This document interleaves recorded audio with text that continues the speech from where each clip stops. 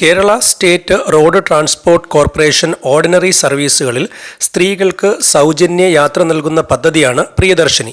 2026 June 15-നാണ് കേരളത്തിലുടനീളം ഈ പദ്ധതി ആരംഭിക്കുന്നത്.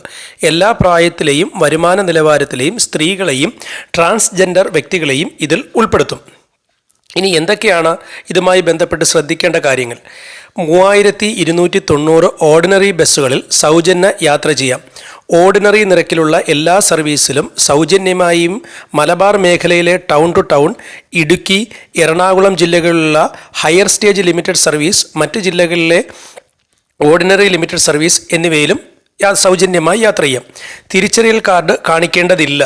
സ്കൂൾ വിദ്യാർത്ഥികൾക്ക് കൺസെഷൻ്റെ ആവശ്യമില്ല. സൗജന്യ യാത്ര ലഭിക്കുന്ന ബസ്സുകളുടെ വാതിലിൽ പ്രിയദർശിനി സ്റ്റിക്കറുകൾ പതിക്കും. അന്യസംസ്ഥാനത്തിലുള്ള സ്ത്രീകൾക്കും ട്രാൻസ്ജെൻഡർക്കും യാത്ര തികച്ചും സൗജന്യമാണ്. കൂടുതൽ ഇൻഫർമേറ്റീവ് വീഡിയോകൾക്കായി ചാനൽ സബ്സ്ക്രൈബ് ചെയ്യുക, ലൈക്ക് ചെയ്യുക, കമൻറ്റ് ചെയ്യുക.